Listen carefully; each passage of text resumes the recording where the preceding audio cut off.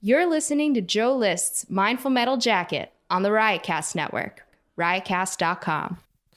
Hello, ladies and gentlemen. Welcome to this week's episode of Mindful Metal Jacket. I am here still under lockdown. Not under lockdown, that's dramatic. Quarantining, self-quarantining, I guess it is. Anyways, I'm here and healthy so far, physically. How are you guys doing? Anybody have corona? I know a few people, but I've heard that we're in a better spot now. I think it's like the deaths or new cases went down the last couple of days or so, and they think maybe we reached our peak in New York. I don't know. I'm trying to avoid the news as much as possible. We talk about this. I'm trying to avoid social media as much as possible. Got into a little hairy situation a few days ago. Didn't enjoy it. It was unpleasant. So I'm trying to minimize that. But I appreciate all your kind words. I had a birthday and I got an exceptional amount of messages. Too many to even read or favorite or respond to. So if you sent one, know that I appreciate it. It was really touching, and I'm glad to know that I have touched your life in any way, and I appreciate you have touched mine. It's a give and take, and I appreciate you. I love you. I appreciate you listening. Glad you're here. I say this at the end of the podcast. Just recorded it with Sarah. Sarah Tollemache is on. That's my wife. It was easier. We're both here. So we just did it. Greg Stone, I think, will be on next week. We were going to record today, but he lost somebody close to him. Not of COVID, I don't believe, but death is death. So I think we're going to record later in the week. So look forward to that. Sarah's on today. We talk about some of her childhood trauma. It's pretty shocking, quite frankly. And we talk about social media and the quarantine a little bit. And I allude to politics, but not too much because I know some of you can't handle it. So it's a good episode. We just finished recording. I've never done an intro this close to the recording. We literally just finished. And I hope you enjoy it. I hope you're doing well. Hope you're taking care of each other. Dan Harris, every day, somebody sent this to me, a fan, I appreciate you, sent me, he's doing a live meditation with a different meditation figure, leader, whatever you call it, Buddhist, every day. It's on YouTube. 10% Happier is the channel, and I've been doing it every day, and I love it. It's nice. Tara Brock, who I talk about a lot, is on there, and Jack Cornfield, who of course I talk about a lot, is on there. Oh my God, I just realized I forgot to get a quote ready. Holy shit. Maybe I'll grab my Pema Chodron is the closest book to me. I better get one. That's another one you can read a lot. Cornfield, I love. And I'm just opening up to a random page because I want to give you guys some love. I hope this isn't one I've already read. Here's one. Here's a little love from you from Pema Chodron. Bodhisattva speech communicates respect for yourself and others rather than disrespect, aggression, and polarization. It is a speech that comes from the heart and communicates to the heart. That's actually quite apt of a quote for what we were just discussing. Sarah just came out of the bathroom. The door is very squeaky. That's what you were hearing. But anyways, yeah, speak for yourself and others. Speak respect. Oh, God, it's all ruined. Damn it, Sarah. Bodhisattva speech communicates respect for yourself and others rather than disrespect, aggression, and polarization. It is speech that comes from the heart and communicates to the heart. I guess what it's saying is be nice, and be nice to yourself. For God's sakes, you deserve it. Be as nice to yourself as you would be to somebody else. Here's Sarah Tollemache and I. Thank you. God bless. I love you.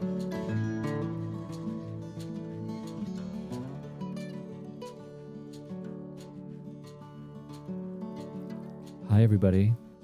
I'm here with Sarah Tollemache. Say hello, Sarah. Hello. I gave a nice intro and talked about how wonderful you are. That was really sweet. Yeah, I haven't done it yet, but I was thinking about it. I will do it. I'm thinking about doing it. How are you doing? Sarah's wearing biker shorts and my, what's that called again? What's that brand? A fleece, Patagonia? No. Or LL Bean. LL Bean. I bought an LL Bean fleece. It fit perfectly.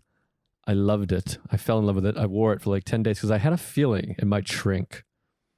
And then it did. And now it fits Sarah perfectly. I've gotten sweatpants from you from that. Jackets. Yeah. My legs, I have to try it. Biker shorts make me look like the underwear that Robin Williams wears for Mrs. Doubtfire. Oh, yeah. Yeah, it's not great. I don't know why it's a fashion trend right now that girls are wearing it with blazers and a heel. Then I'm like, ugh. Girls are they're not doing great with fashion. I don't know who's choosing the fashion. It's not for you guys. No, it's not. But it also doesn't work out for you because it feels like it's not comfortable. It's not like biker shorts and super high jeans are extra comfy. No, apparently, good jeans are supposed to hurt. Oh, really? Yeah. Oh, interesting. All right. Well, we better get off of this topic. But we're here in our apartment. We're quarantining together. I think we're on week 4. We're on week 4 here. And how's it going? How's it going for everybody else? Write in, call in. Are you with your wives or husbands or boyfriends or girlfriends? Yeah, how's that going? Yeah, it's pretty nice. But what's interesting is I feel like we're not even hanging out that much because we go to our separate areas and we work. Yeah, I went downstairs for a bit. I've been enjoying the downstairs work area. Well, for the first few weeks, I was going downstairs. I feel like we're switching here. You pulled a fast one on me. I lost the downstairs. But yeah, we have a downstairs here, which I've talked about before on past podcasts, which our landlord is not charging us for during the pandemic, which is really nice. Well, I wondered, would we have gotten it knowing that there was a pandemic coming? We probably would have been like, can we wait until the pandemic's over? Yeah, we would have said, no, it's an extra money. So he's not charging us, which is very nice and thoughtful. And that's something that you have to look at that's nice is it's like that Mr. Rogers quote where they're like, look at all this disaster and horror. And his mother would say, yeah, but look at all the people helping. I think that's a good thing to do. I'm trying to do that. There's like thousands of people volunteering. Our landlord is giving us a break. I know one famous rich comedian who just donated a gigantic amount of money to the Comedy Cellar. And there's a lot of donations going on. But doesn't this give you a window into like how, and I don't want to get political here on the podcast, but socialism really is quite nice. I guess the issue becomes with people is if it's forced. If they're forcing you to. Yeah. But in a situation like this where everyone loses their jobs, it feels like all of America, including libertarians and the right-wing people, are like, hey, why don't the rich people give us some money while we can't work? Well, Bill Gates is working for a vaccine right now. Yeah, he's been doing that. He warned about this pretty good in that department. Oh, he's like... He's pretty good. He's like the greatest philanthropist in history. Yeah, no, he's great. And by the way, he was warning, I haven't watched it yet. Sometimes you ever do this where someone will tell you about something and then you just use it as a thing that you've consumed? All the time. Where I'm like, well, Bill Gates gave that big keynote about how this pandemic was coming and we weren't ready for it. Did you know that George W. Bush also did it, that it will happen and we probably won't be prepared for it? That article I did read. That was, in 2005. He read the book Pandemic or whatever it was called about the flu. And he was like, hey, boys, get in here. We got a problem. Yeah. And everyone was like, shut up, you fucking idiot. They're like, oh, that'll happen over in Asia. That's not anything we need to worry about. Yeah. So Bill Gates has been talking about it. That's why it's fun when you hear certain people, again, I won't name names, that they may or may not be leading the free world being like, no one knew this could happen. No one even thought this was even possible. And you're like, oh, there's actually quite a few people. In fact, there was an entire team set up for this. There's that grocery store chain in Texas, H-E-B. They already did a practice run of this years ago and started preparing for it in 2006. Yeah, it's amazing. We're being outplanned by a grocery store. If who's running H-E-B, we should elect them. They should run as the Democratic nominee. They gave their employees all like a $2 raise during the pandemic because they knew that it was going to be insane. Well, that's nice. See, that gives you some hope. There are companies that are nice. Yeah, Ben & Jerry's. Ben & Jerry's is good. They give like the lowest people a raise whenever they get more money or something like that. Yeah, they do like a ratio. Yeah, portion control or something. Portion control, but their buyers aren't doing portion control. No, they're fat. That's what we're here to fat shame. This is the fat shaming podcast. We're fat shaming and quietly talking politics. And anyways, so my anxiety levels are through the roof. I did well for a week. Yeah, you had a bad Saturday. Now it's watched over until now. Yeah, well, we've talked about this on the podcast before. I talked about it in like the introduction last week. Is everything you're dealing with before this is going to be heightened and worsened. And my therapist always talks about when you go through therapy and you improve and you get better in all these ways, if you have anxiety or panic or depression, therapy helps you to improve, and maybe you meditate or whatever it is, you connect, you reach out, whatever your tools are. But when you're hit with a crisis, something happens, the immediate thing is to fall back to old habits. That's natural. So if you're listening and that's happening to you, just know that that's normal. Yeah, your routine has been rocked. Yeah, and as soon as like if you go through a death or whatever it is, all of a sudden you're like, oh man, I'm shitting my pants again, or sucking my thumb or whatever. Yeah. I've told this story a bunch before, but I'll tell it again. It's about how when I was a kid, my Aunt Betty, I have a bit about it. My Aunt Betty told me there was like a man. She was afraid there was going to be a man behind the shower curtain because she watched Psycho, and she was a psycho. And she told me that when I was a child. So I would check behind the shower curtain every time I went in the bathroom for like my entire childhood for like 20 years. Did you ever do that?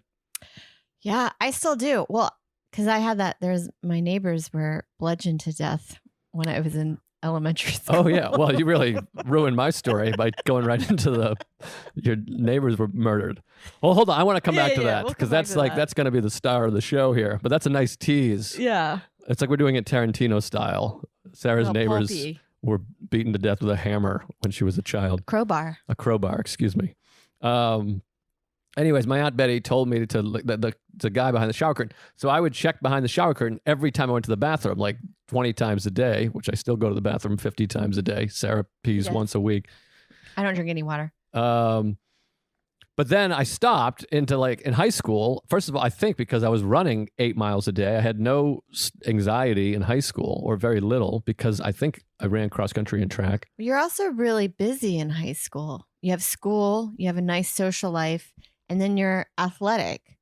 That's true. Well, all of that stops when you graduate. Yeah, but I'm busy now, and busy gives me anxiety. But I do think a lot of it was that I was running. I also got into a mode in high school of like, I managed to see that none of this matters. Like, there was a period of my life where I did not care what anybody thought, and that was in high school. And I was silly. I had my friends, and I was really connected to like, I'm popular. My friends like me. I'm a good athlete, and I had fun. I didn't give a shit. Like, I did crazy, weird shit in high school, and I was like, "Who cares? It's fucking high school. This is a joke." Yeah.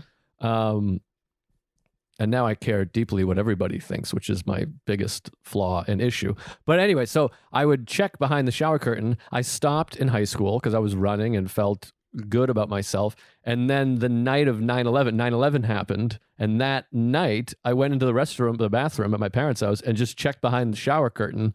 And I noticed, I was like, oh, I just went back into that habit. Like I was looking for bin Laden or whatever. But it was because this trauma happened, this scary, weird thing where everything felt unsure and crazy. And I went back to this like strange childhood phobia and compulsion.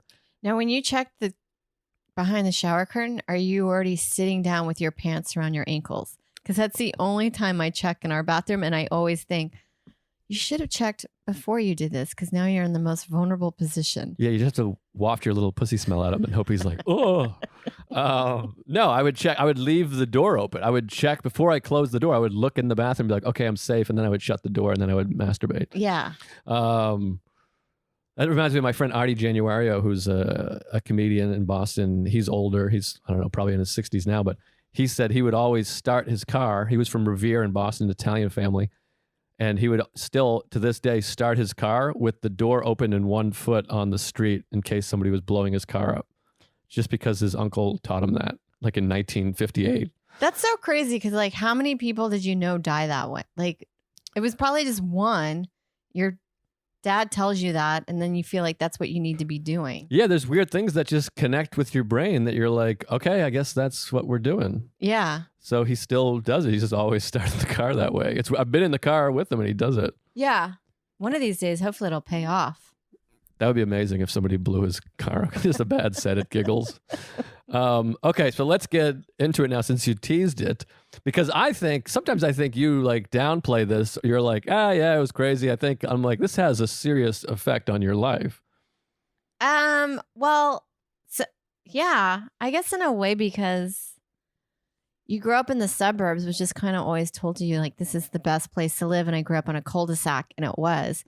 But then, like, I don't know, as I got older, you start realizing like the suburbs have a huge, like a really dark underbelly, or maybe the neighborhood or town that I grew up in. But my neighbors in 1986, I think it was the summer, it was definitely the summer, were, they lived 2 houses or 3 houses down, and they were in the cul-de-sac area named the McMillans, and they got bludgeoned to death with a crowbar, and it was a random occurrence.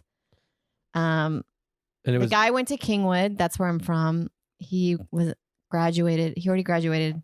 He was like maybe 2 years prior. The murderer or the victim? The murder. And then he went to school with their kids. They had 8. No, that he came from a family of 8. Peterson was his last name. And he, I guess, from what I gathered, randomly selected a house. Didn't really steal anything. I think one, maybe a watch, or ruffled up some of the papers. We always suspected that it was weird. He ruffled the papers. Like he came in and just folded. Kind of Take like that. when you're like, oh, you kiddo. Yeah. Yeah. And then he beat them so badly with a crowbar that they thought their heads were blown off with a shotgun. It was a really brutal, heinous crime for no reason, and it could have been any one of our houses. Yeah, that's jarring. I mean, I would carry that with me the rest of my life. That didn't happen, and I live my life like I'm going to get murdered all the time. So take me through your experience, though. So how do you find out? How old are you? I was in 86. I must have been in 2nd or 3rd grade. So you would have been 8. Yeah, I was 8. I remember it was when Spaceballs came out, because that's how everybody's parents, they all took us to watch Spaceballs to get our minds off of everything. And it kind of worked. Yeah, I'm sure it works for a couple hours, but you have the subconscious. That's what's so crazy about all this stuff, is the subconscious. Yeah, everything that you thought was safe is out the window. You were no longer, I felt like I was no longer safe. The other thing too, which is weird, on the news at the time, all it was about, and pop culture was all about drive-by shootings. Oh, right. So I remember there was a big window I'd have to walk by in order to get upstairs, and I would run by it as fast as I could, up and down. Because either I thought it was like a drive-by, which probably wasn't going to happen in the suburbs. Yeah. Or a guy just like peering through the window. Yeah, the window's the scariest. Well, I think I've told this story somewhere before, but my cousin, Kim, who you know, obviously, Sarah's my wife. Kim was babysitting at my grandparents' house, which is now my aunt and uncle's house. And I don't know if you've actually ever been to that house, but it's an old house in Milton, Massachusetts. And it's this old, decrepity white house, like, it's like you would shoot as a horror house. Like it's got white paint chips all coming off, or it did then. And they have a big window in the front by the living room. And she was babysitting my cousin, who's now 18. So this was, 17 years ago, but he was a baby. And she was, holding him and put him in the crib or whatever it was, and stood up. And there was a man in the front yard, like in the dark. You could bathe by streetlight, looking into the window. And she was like, ah! And she called 911. And this is really weird and it's creepy to me too. It's like the police came and like looked around the yard and shit, and they never knocked on the door or went in or talked to her. Like there was a man outside. She called the police. They came, responded, but didn't ever knock on the door, ask her anything, or go, okay, it's all secure, he's gone, or we arrested him, or whatever. They just kind of like and left. Yeah, they probably thought it was just like some guy that was walking his dog. But windows are creepy. Like we have our window here in the kitchen is creepy because it looks directly into the stairwell of the building next to us. And every once in a while, I'll be washing my hands and look over, and there's somebody in the stairwell, and you're like, Jesus, fuck. Oh, yeah. I never see him over there. But it felt like also in the 80s, like, or 70s, Peeping Toms were a thing. Yeah. No, I was doing it in the 90s, so. Yeah. Just kidding. I've always thought that would be so disturbing, is to look out and notice there's like an eye peeping in. Well, particularly when, like, if you have blinds, when you lift one blind, I'm always afraid there's going to be a face right there. That's one of my biggest fears. Creepy. Okay, so you were afraid of drive-by shootings, and which, the media likes to do that. Anything They really did make it seem like it was happening all over the place. Yeah, it's similar to like the knockout game has happened a few times. Like someone's just going to run up and knock you out. Yeah. But I always go back and forth with that because I'm like, well, it is happening, so it's worth putting on the news, I guess. But yeah, when you're a kid, everything sounds like it's going to happen to you. I remember watching Webster and people break into his house. Oh yeah, like it seemed like a lot of kidnappings were happening during that time period. Yeah, and sometimes I'm like, Don't fuck. talk to strangers was always issued in your head. And little did you know that the ones that would do the most damage to you are the ones that live. Yeah, it's actually your fucking Someone you know. your uncle that's fucking you up. But so when do you find out? So you're 8 years old. So my dad wakes us up and he's like, kids, and then there were already cop cars all over the street. He's like, I have to tell you something. And then he just told us that our neighbors were murdered. And my dad had to go in and identify and be like, that's them, or like this looks all about, not mainly to point out if anything was abnormal besides the murder, like if anything was stolen or. So he went into the house. Yeah, he had to go into the house. So he's pretty friendly with the guy. With the McMillans? Yeah. They played. They played like they played together.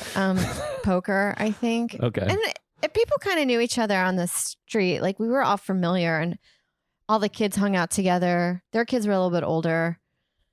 All right, so we were like, we knew everybody. It wasn't like strange or you knew everybody. So you knew these people. Like if you rode your bike by, they would say, "Hey, Sarah." Yeah, of all the neighbors though, they probably weren't as the closest. They deserved it, is what you're saying. Yeah, there was a reason. I don't know. Still to this day, I feel like there's more to that story than it, because it can't have just been random. And then he whipped the crowbar into the lake. Is that right? Yeah, he threw it in the lake. And then the guy that night had called, I think, from several gas stations and admitted to the murder. He said, I've done something horrible. And he gave the address. And then I think he turned himself in. And then they were like, where's the murder weapon? And he said, I threw it out there. So they found somebody that had the same build as him. And then they threw it, and then they had scuba divers, and then they found the crowbar. Wow. What if it was the same? What if it was the one they threw? Yeah, or they made him throw it out. Yeah, and they're like, wait, that's the one. So your dad wakes you up. He couldn't wait till the morning? Well, it was the morning. Oh, I see. It was like 9 a.m. when we were told, but it happened in the middle of the night. That's what I thought. I thought it was like 2:30 in the morning, and he's like, kids, get out of bed. Come here. Watch this. So did you have a concept of what that meant? This is something that has been so weird. The day before, because I remember the night before being in the bathtub and being like, God, I hope nothing bad happens to my family. Nothing bad happens to my family. Because the day before, I had lost my skateboard or something had happened. And we had a children's committee on one of my friend's driveways. I think that the kid that lived across the street. And there was a car that looked like nothing that I had recognized before. And he kind of was slow and he parked on the corner of it. And it creeped me out. Like I got a sick feeling from it. Weird. And I was like, it just seemed so weird. We even made a joke where it was like, maybe that guy stole it. I remember that because it all felt weird. Then when my dad told me this, I was like, unbelievable that I had such a weird sixth sense the night before and then this happened. But here's the thing. I think in hindsight, and they did kind of check up on it, on what I had told. First of all, I didn't really got the feeling that they valued my opinion because it was a kid. So they did question you, like I didn't police? get questioned by a cop, but my dad had told them what I had saw. But Right. what ended up, I just had, it was probably a housekeeper's boyfriend or husband who was Hispanic coming to pick them up, and Right. it was probably not in the best car that I had, because I grew up in upper middle class or middle class neighborhood, so I had probably like light racism happening. Yeah. Well, so you saw the guy. It wasn't him. It was I'm assuming it was probably a housekeeper's boyfriend picking her up from one of the jobs from one of the houses that she worked at. But that's what I mean. You saw that guy. I saw that guy. It Right. wasn't. It wasn't the murderer. No. But what if the murderer did steal your skateboard and they used your To skateboard? get away. If they were like, it's a Bart Simpson skateboard as the murder weapon. Yeah, I'm thinking, I'm like, I don't remember if it was my skateboard, but we held a committee and I just remember having that feeling. And it was one of those things where you're like, am I psychic? Yeah. But it was just kind of like a coincidence. Yeah. I remember one time when I was a kid, there was like a car parked in between two houses. Like it was just parked like not directly in front of someone's house, but it was like between our house and the neighbor's house. And it was just there. And I watched it pull up and park, and then they never got out of the car. And I remember being so freaked out and like telling my dad, and we all just watched this car. Yeah. And it fucks you up because this, like you said, the suburbs to me are scarier than the city because like I have like woods directly behind my house, Yes. my parents' house. And it's like someone could just come out of the woods into our backyard, and your house is so quiet and No sleepy. trace. Yeah, like here in the city, there's people on top of everybody. And Yeah, our neighbors would hear, I could yell out and they would at least be able to call the cops for me or like, but when you're living in houses that on a big enough property, like no one can hear you. Yeah. Like no one heard them getting bludgeoned to death. I can hear a baby crying right but now. no one came to our rescue when we screamed bloody murder when that mouse was. Well, that's the other thing. Charging us. Yeah, we had a mouse charge at us the other day, and I screamed and Sarah screamed, and we ran into the refrigerator. And, I got pinned in there. it was wild, but we have a mouse in the house. But do you think that you've carried that fear and anxiety? Like, did you have it? Like, do you remember being like a very anxious kid before that? No. And you know what's weird? I guess I don't have. Things make me nervous. Yes. And I still, like, I remember even in high school, I would still sneak out at night on a weekday to meet my friend Stephanie and Catherine. Yeah. And I would run along, we called them green belts, but they were just cemented trails that connected the smaller villages that made the whole town. Yeah.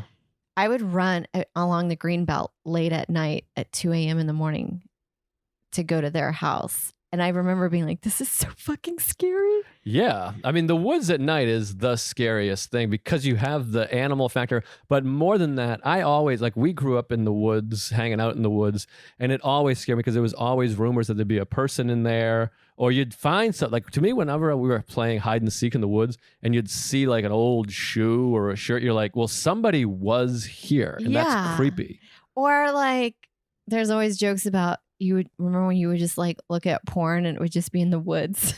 Yeah. And it's funny because looking back, that probably belonged to like a 15-year-old kid. Yeah, you're and just we were like, hiding oh it. God. Yeah. Like we played in the woods a lot. And then sometimes it was a big enough woods. And then every now and then you would run into another group of kids that you've never met before. And you're like, this is weird. Well, that was scary too. To me, I mean, I was a kid. I was afraid of everything as a kid.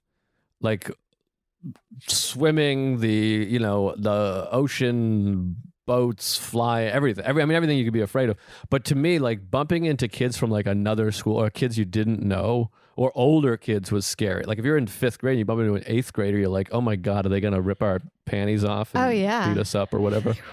I mean, it was scary. And like all of that. Rapist 8-year-old. I think having an older sibling was tough too because they would like to scare you. My sister liked scaring me. I remember her talking about how she was afraid of someone breaking in the house, and then I was always afraid someone would break in our house or like. I always had that. I didn't like attics, or knowing that some like remember that. Forgot that scary movie with Carol Kane. She's a babysitter. Oh yeah, it's coming from inside the room. Yeah, I think it's called The Babysitter. I thought it was like while you were sleeping or maybe. It's one of those, it's a movie that. It's a joke premise that punchline people, the calls are coming within the house. Yeah, it's a movie though. It's like one of the most famous and effective opening scenes. And then the rest of the movie is shit. Blah. Yeah. It's just stupid. I know a family that actually that had happened. There was a guy living in their attic and they had no idea. This is horrible. Jesus. He ended up brutally raping the mom. Oh my God. Were you a kid for that too? No, this was later on in life. And then actually this story is actually an actress in Hollywood that's been on a lot of TV shows. It's her family when they were living in the Midwest or something like that. That's what I always wonder about, like having kids is like and Chris Allen and I talked about this on an earlier episode of like how much to let your kids know and how much to protect your kids from. Like, Oh, yeah. we've talked about this with my family. My family will just talk openly. When I was a kid, and now with the young kids in my family, are just talking about death and cancer and how you can just die of a heart attack all of a sudden. Like stuff that you're like, hey, can we knock it off? Like these kids are going to get in their head. But you have to like teach your kids that it's a dangerous world and to be cautious, but also not too much that they're just terrified of everything. Because that's how I feel. I feel like I got too much information. Oh, yeah. Well, you're just like, feels like you were just told that you're always going to be kidnapped. Yeah, we had to have a secret word, and there's people that could kidnap you, and then people could rob you or jump in. And then you have actual things happen. Like my cousins got mugged down the street from my house, and that scared the hell out of me. And I think I talked about this recently too, or like I talked about this with my therapist, I think. Like my uncle, who's only 4 years older than me, and my neighbor and my cousin all got robbed. They went to walk to 7-Eleven. They were coming back, and these 3 kids jumped out from behind trees and like attacked them and took their shit. And I was 11. It was during the 93 World Series.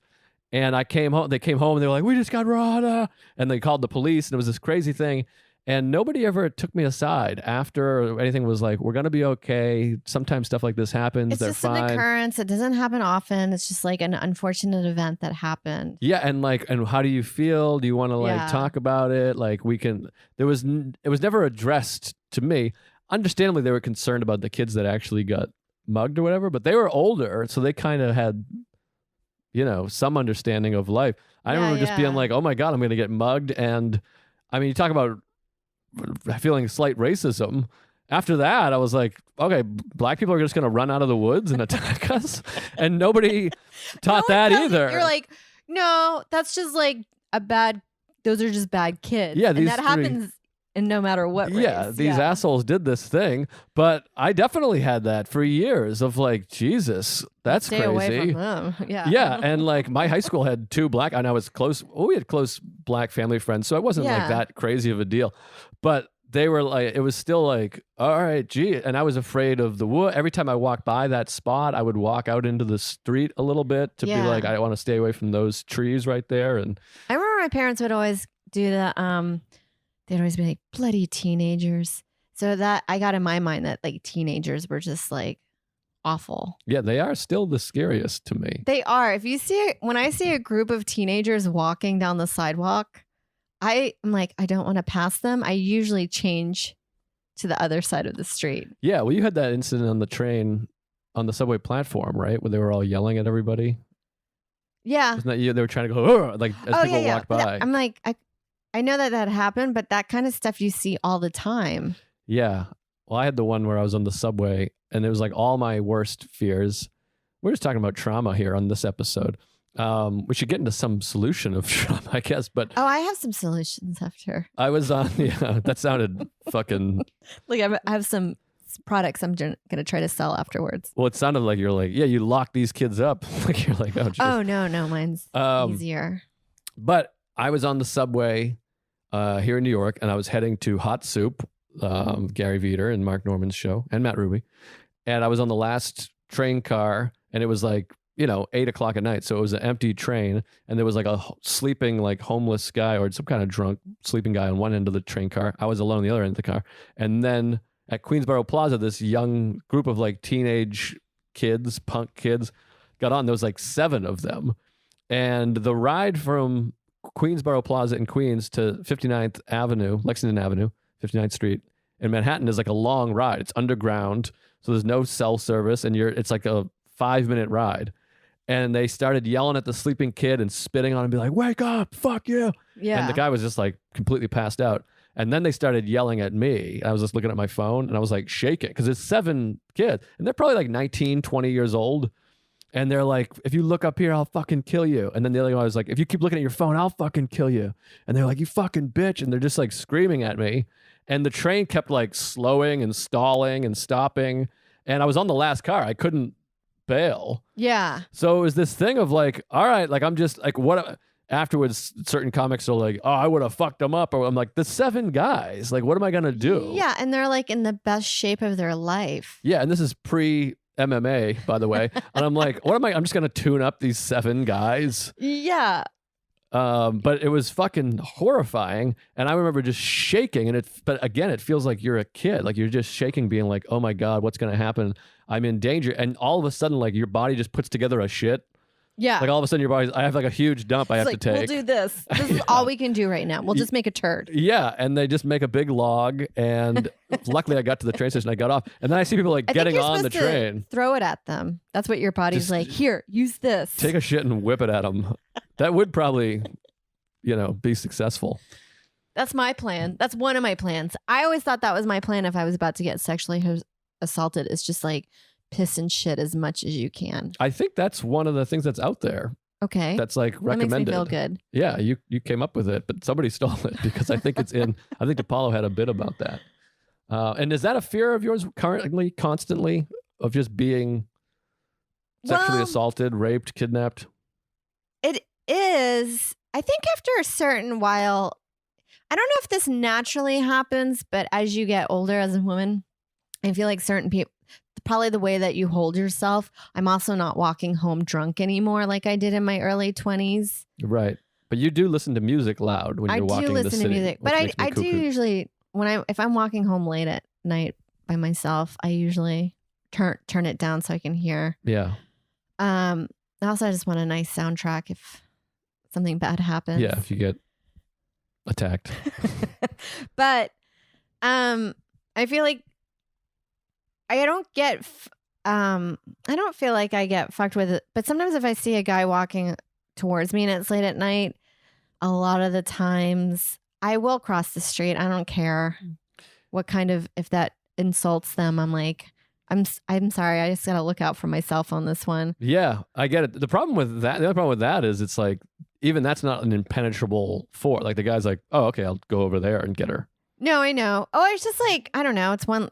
They're also kind of like want to make it as easy as possible. So if you make it any kind of crime, that's why I was reading that Malcolm Gladwell. They were saying it's not about the neighborhood. It's all about a certain street, and some streets are just easier to do crime on. Yeah, and they realize that there's always one or two streets and thing. And they ask all these prostitutes like, why don't you move over there? And they're like, well, then I'm in a neighborhood where people know me, even though it's 2 blocks away. Right. And they're like, this street has got a lot more shadows and stuff like that. Yeah, I guess you want to. So it is about location. It's like real estate. But this one's really funny. I did really feel like the way that I can kind of get over it is now, I don't know if this is good, but I've come to terms that if I die tonight, that is fine. Well, that's a big part of accepting my murder. And then I feel like you hold yourself differently that way. I guess so. Yeah. I mean, acceptance is the key to everything. I mean, I've said this before, like through AA, therapy, and Buddhism, the one connection between all of them is acceptance and letting go and only controlling what you can control and, God's will, not thy own, all that stuff. But it's hard to accept that like God's will was for you to get raped in the street. It's tough to be like, well, I guess all this right, was my God, I'll take it. Yeah, this was my whatever, my fate or whatever. But certainly acceptance, and I guess like more so than accepting, getting attacked or raped, but just accepting that I cannot protect myself from everything, and it is a dangerous world, and we are unprotected. Well, before I moved to New York, I got robbed at gunpoint, and it was not a crazy hour, and it was in a decent neighborhood in Houston. It was at like 7:00 in the evening, and it turned out okay. It was scary, but you're actually surprised how you handle yourself in those situations. Like He asked me to I was with my friend. He took our bags and then he was like, I need you to come with me. And then this is the part that was so weird.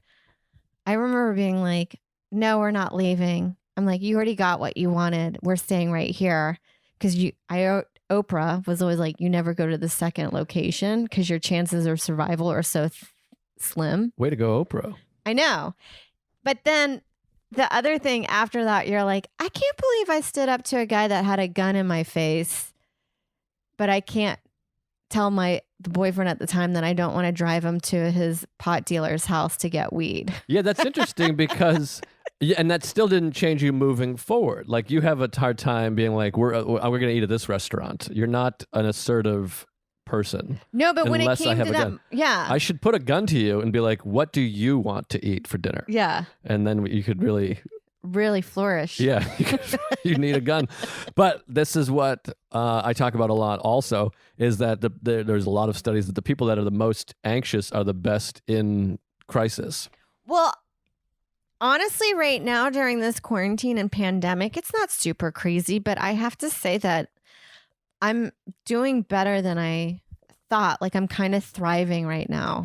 Yeah, well, everything is There's articles bonus about it. because nothing's expected of us, so everything feels like bonus. So it makes it easier because there's not that pressure. It's like the first few months of sobriety when they're like, just do one thing a day. Like don't. And I still live by that motto of like, just do one thing. Because a lot of times if you just do one thing, it kind of, you end up doing other things. But if you just tell yourself to do one thing, it's not crazy. Well, like everything that's positive, it becomes addictive. You got like, once you write the script, you're like, all right, let me work on that song now. Yeah. Or whatever it is. But it is a lot of it managing expectations. My therapist tells me too, which is really good advice, is to not beat yourself up over not doing stuff. Just say, that was all I was able to do today. Yeah. Like if you, read 20 pages from a book and Made a meal. And then you're like, fuck, I didn't work on this or that. It's like, well, that you weren't able to do that today. You did all you were capable of doing, and just accept that. Yeah. Just accept that maybe you're a lazy piece of shit that can't fucking do anything because your parents suck. No. That's what we end on. I'm kidding, of course. But so you've had some. I want to go back to this robbery thing, though. Take us through the beginning. Like, because you're like, he had a gun to our face. Where were you? What were you doing? What happens? I was into knitting at the time, and I had a friend that also liked knitting. I was doing it because I thought it would help me try to quit smoking. Oh, wow. Because it was something to do with your hands. What a bummer to be. It's a very nice, it's satisfying when you do it. I like it. What a bummer to be like, I got to quit smoking, and then a guy robs you at gunpoint. You're like, I'll just do that later. Yeah, it's a sign. So I went with my friend, and then I had a high school friend, and we reconnected, and then she was like, that sounds great. I'd like to learn how to knit. So I was like, we'll go have wine and we'll knit. So we went to this area of Houston Houston's weird. It has like a great place, and then it's next to a crack house. Right. It's America. It's the weird zoning over there. So we were by the Children's Museum area, which has like, it's a nice neighborhood. It's very close to Rice Village, but you know how bad neighborhoods only take a few blocks to get. It's weird how everything respects boundaries in that way. Yeah. I always talk about that. Like New Haven is like such a crazy example of like, you have Yale where like every president went there, and it's this spectacular, and you walk 3 blocks off and you're like, this is the scariest place I've ever been in my life. Yeah. So and it was like in the evening time. So it was still kind of daylight outside. My friend gets out of the car. She's waiting for me to get out of the car. I was driving. We see a guy walking towards us. And, I didn't really think anything of it. And then I pull up to meet her, and that's where he pulls his gun out and he asks for our bags. And then it's so weird. We must have changed positions, because then we started where I was like, said no to him. We faced, I know how it happened. We faced a different direction. So we must have turned or something. He was like, give me your stuff. And I was really bummed because I just got the new iPhone. iPhones had just kind of come out. Yeah. And it was like a week old. Oh. So it was so like this. Can I just take my iPhone out? Yeah. So he took our bags. And then he goes, I want you to come with me. And then that's when I was like, knowing that statistic of like, if you go to a second location, even if it's like right around the corner. Yeah. Because we were on a street. So there's cars that could drive by any minute. Mm-hmm. He had a Glock. I didn't know the term of that as a gun. It's your standard gun that. Yeah. There's a book called Glock over there right behind you. I can see it. Nice. And Yeah, and then he was like, give me your stuff. And then he has to go to the second location. And that's when I was like, I have to be like, no. That's great. Like, what did he say to that? He goes, okay. But like now when you think of it, they're also probably adrenaline rushing as well. And nervous and scared. Yeah, for sure. So he's committing a fucking felony. You go to jail for years. This was also after like, I think we had an influx of New Orleans come in because Houston was a location for a lot of people that were off the grid during that time to come for work and all that stuff. So people had to leave New Orleans. So we got an influx of new people. And then, so it was just like, so I think he was just he probably was just nervous. And I think a lot of times when people want to do this kind of even crime, like they want it as simple as possible. Of course. Yeah. So any kind of, and then the longer he was going to stay there would have been, some car was going to drive by at that moment. Yeah. I don't know how long it took. It probably took a minute at the most. He's also upping his crime into kidnapping. Yeah. As well. Like he's going from, armed robbery to armed robbery and kidnapping. I still wonder to this day of like what we were going to do. Like, was I'm going to have to suck his dick and my friend? Yeah. Or maybe you're going to watch him suck someone else's dick. Like there's already a guy at a different location. Like, I don't know if I could handle my friend watching me suck some guy's dick. No, that would be unpleasant. But that's good that you said no. And I love that he was like, okay, I just picture him on a podcast right now being like, yeah, my lowest point was like, I robbed these two women and then they said no and I just took it. I was like, all right, fine. Well, he goes, turn around, and he made us count. And then he what a hack. Left. He probably had a car around the corner. Yeah. To pick him up, because that makes sense. Yeah. And did they ever find the guy? Yeah, they did. It was really weird because you know what? I could not tell you, even to this day, he was wearing a hoodie. He had a Glock. Most of the time, you're just staring at the gun. Yeah. So I think I remember him wearing like a Bluetooth feature. Fun. That's all I remember. And I could not even tell you any script, but he had all of our stuff. So he did use it. By the time I was able to get home and after filing the police report and talk about it, I got home and I could go online and like cancel stuff, but I saw that he had already bought gas. Wow. With some of my, like the credit cards. So he used it for stuff that he needed. And were you like trembling? Were you able to drive right afterwards? You must have been like in panic mode. My parents came because my keys were gone. My keys were in the bag. So how did you call your parents? Like a payphone?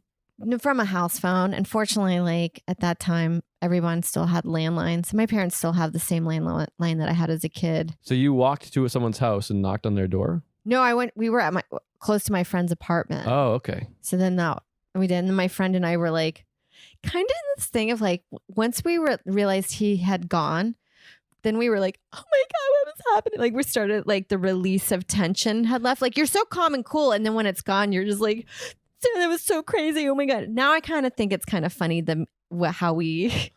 Yeah. Well, at the time you're in like. You're just like shaking. Yeah. You're in fight, flight, or now freeze they've added. Yeah. And sometimes that's like what happens with anxiety and stress is you feel it days later because in that moment you're dealing with that thing. You're in the conversation. You're going, okay, no, I can't. You're computing. Yeah, yeah. So it's not till a couple of days later, which is one of the strange things about anxiety that makes it so mystifying and that I'm dealing with in this moment is that like you feel anxiety sometimes days later where you're just like, I just meditated and I'm watching Seinfeld, but I'm freaking out.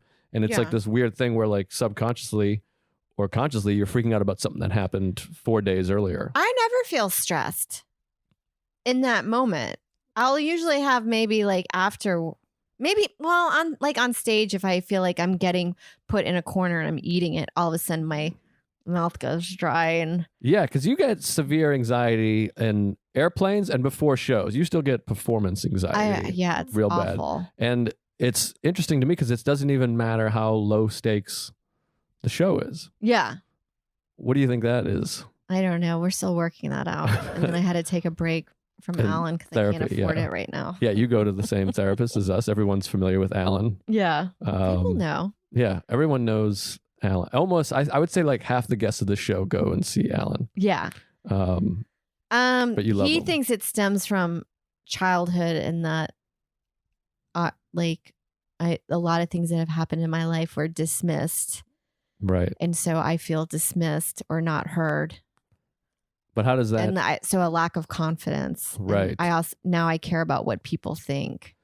Yeah, it's a weird thing because it's hard not to care about what the audience thinks, because that's the job. You need the audience to like you. Well, basically, he's like, from what I gathered, is that the audience is my mom. Right. And I need them to be like my dad. Right. I need this approval. See, it's interesting to me because I desperately seek the approval of my parents, but that makes me nervous when I'm with them. Yeah. Like when I'm going to hang out with my parents, I'm nervous and shaking. When I'm on stage, I'm like, well, fuck these people. I'm going to rip these people up. Yeah. I don't know how. I still don't see it in that way, but I do know that every decision a lot of times that I make, like if I want to buy a couch, I'm always like, would my mom like this?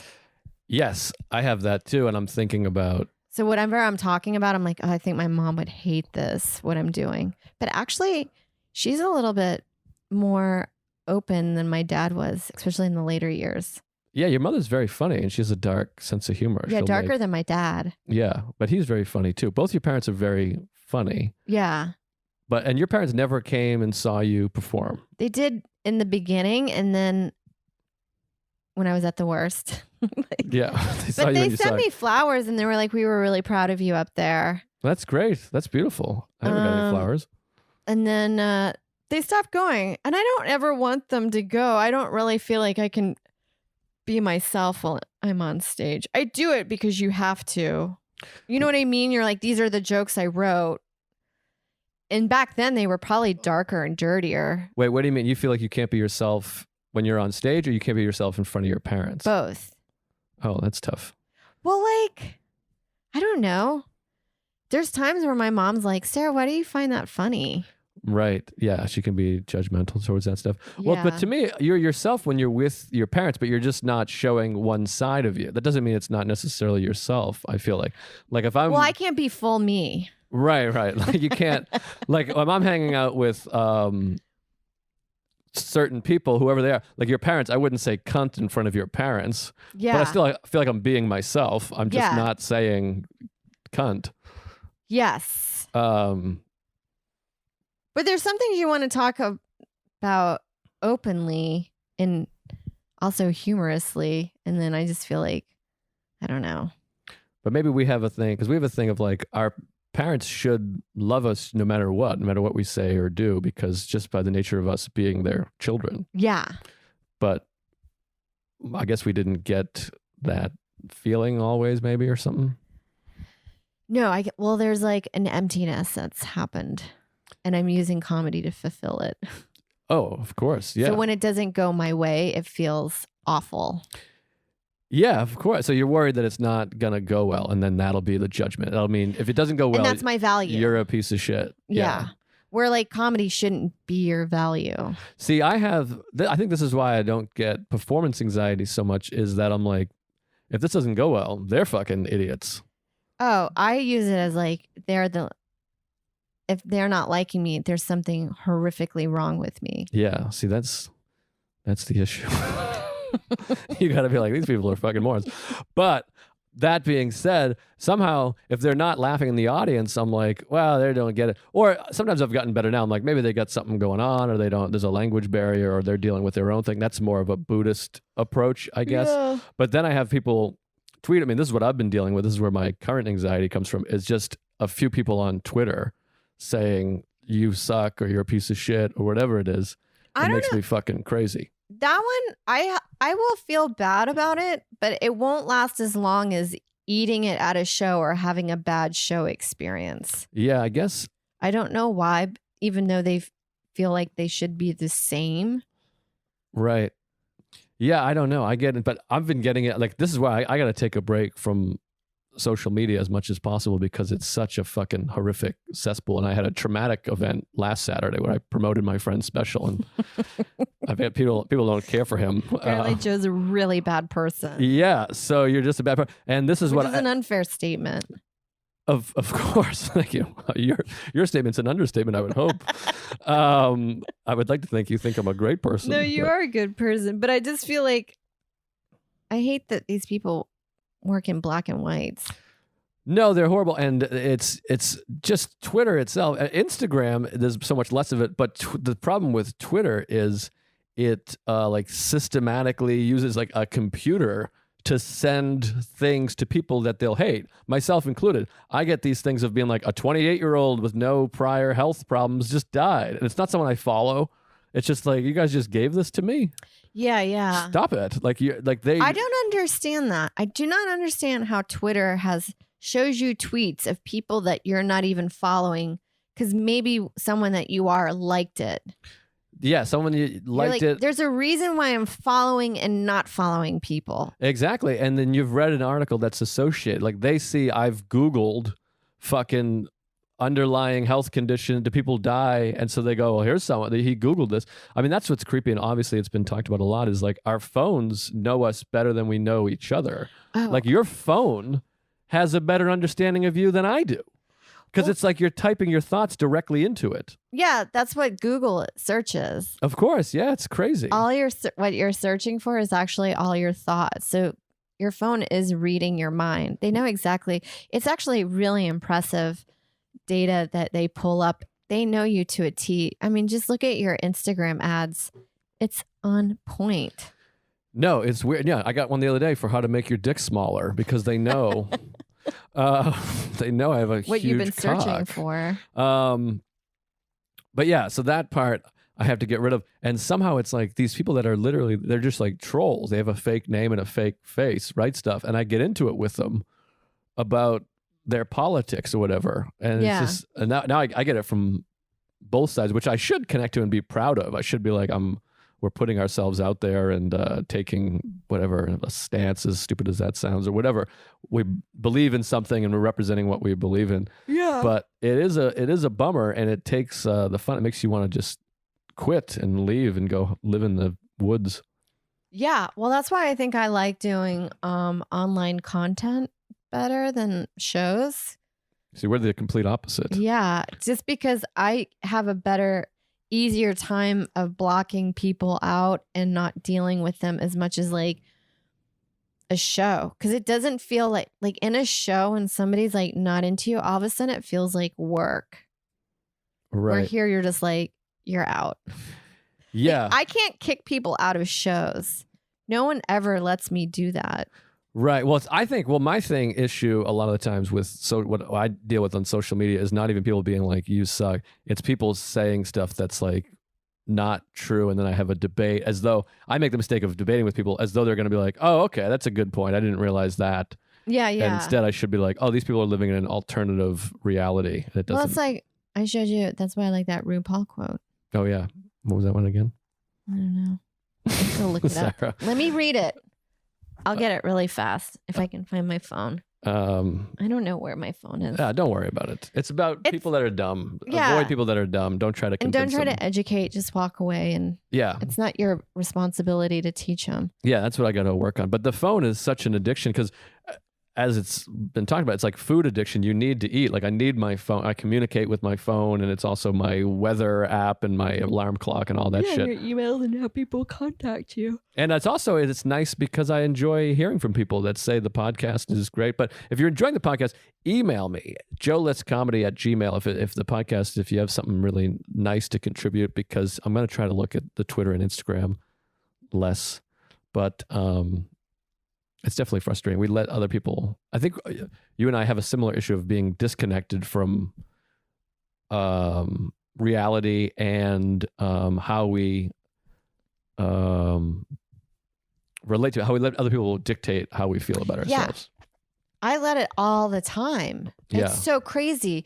Like, I think we talked about it, and my friend Ashley, who you know, she's a comic as well. She had a story that made me laugh so hard of over at a friend's house, and this new girl in the group, I think she was a roommate of somebody, they were playing a game or something, and Ashley had brought up or like something like countries in Africa, and Ashley was Egypt, and this girl was like,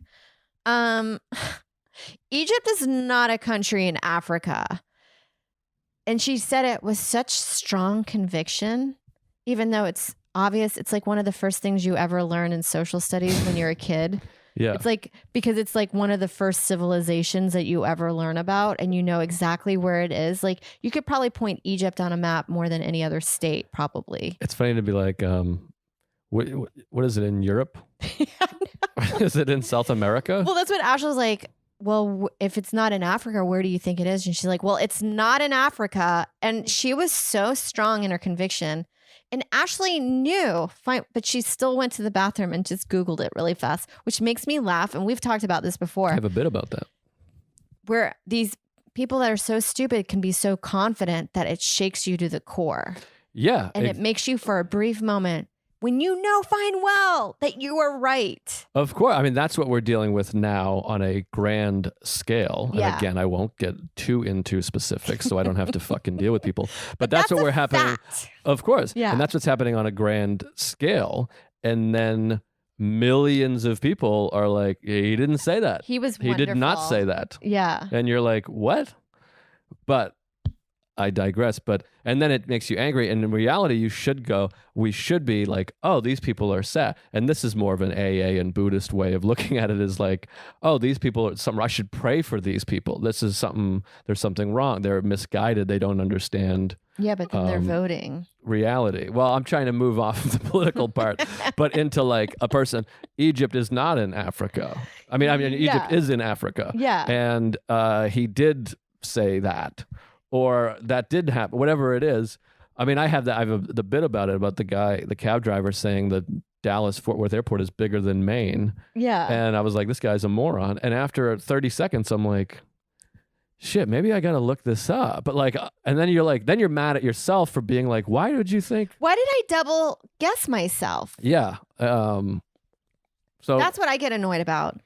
Yeah. But it's like that in stand-up where you're like, I just love this. And I had that when you're in a room for like sketch comedy, when I did that for a little while. There's some people that have like the strongest convictions about their stuff, and you're like, this is dog shit. And you know it's dog shit. And then finally when it goes on stage, it eats it. And then you find out you voice your opinion, and then everyone in the group is like, yeah, I didn't like it either. And then you're like, why didn't we say anything? Right. It's also where ego comes in too, where you want to be like, hey, why don't you apologize to us for doing that, for making that piece of shit thing? And that's where like we talk about this, and we were talking about it earlier. Like our friend was saying, I wake up every morning with like ego, anger, and resentment. That's how I start my day, which is nothing with social media. I start my day going into social media, just waiting to read something that angers me or riles you up. I do that with not social media, but like I tend to watch stuff that I don't like that person.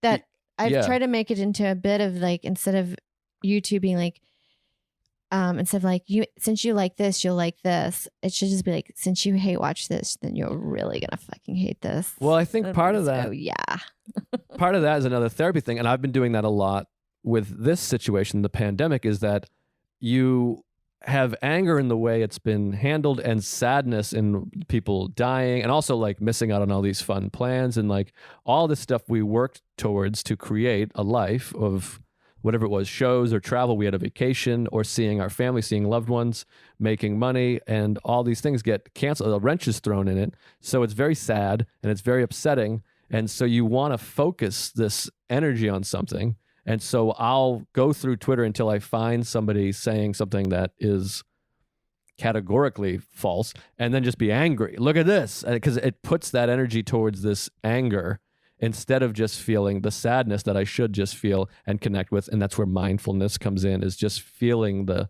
sadness and anxiety of like, oh, I'm afraid and I'm sad, instead of finding something to be angry about, which anger, there's a lot of things to be angry about. But just to notice that I'm angry, I'm sad, or I'm lonely, or I'm scared.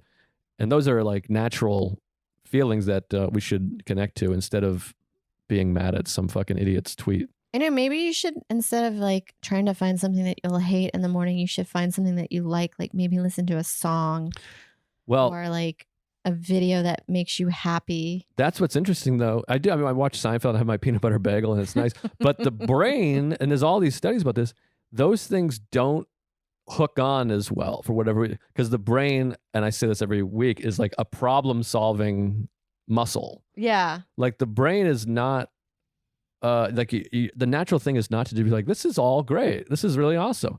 Your brain is like looking out for your well-being, so it's like, well, we got to find a danger to focus on, so because we can survive. Yeah, it's like a weird survival mechanism. And I always say it as like, your brain's job is to solve problems, so if there's not a problem, it comes up with problems to solve. And it's much easier to see that in someone else, where both of us will say, I'm afraid of this or worried about this, and you're like, well, that's not something to be worried about. It's harder to see it with yourself, but we're working on it. We got to wrap up here. I got to call the Ron Bennington show. Speaking of something that brings joy. Yeah, he brings joy. He is a joyful, such a great human person. Yeah, great and guy. And really funny on stage. Incredibly funny and kind. And our dinner with him on the cruise, the Impractical Jokers cruise, with him and his wife was so nice. Delightful, even though it took 90 minutes for our food to come, and it cost $5,000. And we suspect it might have been the food from downstairs at the buffet. Oh, it was 100% repurposed on a plate. Yeah, we went to a steakhouse and got food from the buffet, the free buffet. But yeah, he's a special guy, and I'm going to call him right now. Sarah, why don't you plug all your business? Follow me on Instagram at Tollemache, STOLLEMACHE. And write fucking nice things. Yeah. And Twitter, but I'm trying to build my Instagram up because that's what matters. Because there's not vicious fucking animals on there. You want to go to, I'm into TikTok for nice stuff. I'm learning how to make yummy coffee drinks and tutorials on how to get good at dancing. Yeah, I should get on it, I guess, but I'm trying to pull back. I can't get into a new thing. I'm trying so hard to I want to smash my phone into pieces and throw it up my ass. I'm learning how to take really neat photos. Yeah, that's fun. Okay, so on Twitter, and then Vag Podcast, VADGE. Oh yeah, listen to those on Vag with Adrian Appalucci. Yeah, so do that, and thanks for listening. I would plug dates, but I have no dates.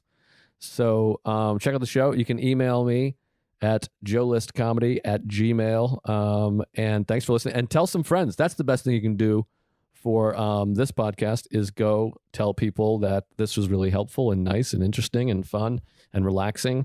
And a lot of people have done that, and I appreciate it. And we are going to be on YouTube soon, just audio, but it'll be on YouTube. I know a lot of people can't figure out how to listen to a podcast, but that's me being angry again.